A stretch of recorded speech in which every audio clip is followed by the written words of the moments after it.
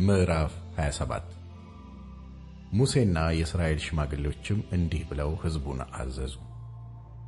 ዛሬ ያዘዝኳችሁን ትእዛዝ ሁሉ ጠብቁ። አምላክህ እግዚአብሔር ወደሚሰጥህ ምድር ዮርዳኖስን በተሻገርክ ጊዜ ታላላቅ ድንጋዮችን ላንተ አቁም፣ በኖራም ምረጋቸው። የአባቶችህ አምላክ እግዚአብሔር ተስፋ እንደሰጠህ ወተትና ማር ወደምታፈሰው ምድር አምላክህ እግዚአብሔር ወደሚሰጥህ ምድር ትገባ ዘንድ በተሻገርክ ጊዜ የዚህን ሕግ ቃሎች ሁሉ ጻፍባቸው። ዮርዳኖስንም በተሻገርክ ጊዜ ዛሬ እንዳዘዝኩህ እነዚህን ድንጋዮች በጌባል ተራራ አቁም፣ በኖራም ምረጋቸው። በዚያም ለአምላክህ ለእግዚአብሔር መሠዊያ ሥራ። መሠዊያውም ብረት ካልነካው ድንጋይ ይሁን። ካልተጠረበ ድንጋይ የአምላክህን የእግዚአብሔርን መሠዊያ ሥራ። ለአምላክህም ለእግዚአብሔር የሚቃጠለውን መሥዋዕትህን አቅርብበት፣ የደህንነትም መሥዋዕት ሰዋበት። በዚያም ብላ፣ በአምላክህም በእግዚአብሔር ፊት ደስ ይበልህ። የዚህንም ሕግ ቃሎች ሁሉ የተገለጠ አድርገህ በድንጋዮቹ ላይ ጻፍ። ሙሴና ሌዋውያን ካህናት ለእስራኤል ሁሉ እንዲህ ብለው ተናገሩ። እስራኤል ሆይ ዝም ብላችሁ አድምጡ።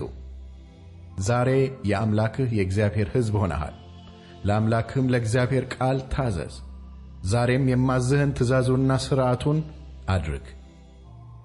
ሙሴም በዚያን ቀን እንዲህ ብሎ ሕዝቡን አዘዘ። ዮርዳኖስን በተሻገራችሁ ጊዜ ሕዝቡን ይባርኩ ዘንድ እነዚህ ስምዖንና ሌዊ፣ ይሁዳና ይሳኮር፣ ዮሴፍና ብንያም በገሪዛን ተራራ ላይ ይቁሙ። ይረግሙም ዘንድ እነዚህ ሮቤልና ጋድ፣ አሴርና ዛብሎን፣ ዳንና ንፍታሌም በጌባል ተራራ ላይ ይቁሙ።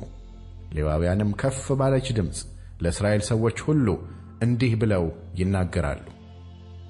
በእግዚአብሔር ዘንድ የተጠላ የሠራተኛ እጅ ሥራን የተቀረጸ ወይም ቀልጦ የተሠራ ምስልን የሚያደርግ በስውርም የሚያቆመው ሰው እርጉም ይሁን። ሕዝቡም ሁሉ መልሰው አሜን ይላሉ። አባቱን ወይም እናቱን የሚያቃልል እርጉም ይሁን። ሕዝቡም ሁሉ አሜን ይላሉ። የባልንጀራውን የድንበር ምልክት የሚገፋ እርጉም ይሁን። ሕዝቡም ሁሉ አሜን ይላሉ።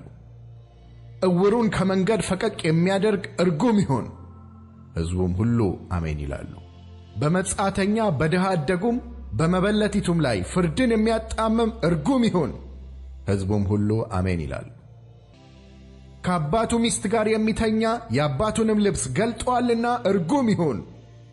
ሕዝቡም ሁሉ አሜን ይላሉ።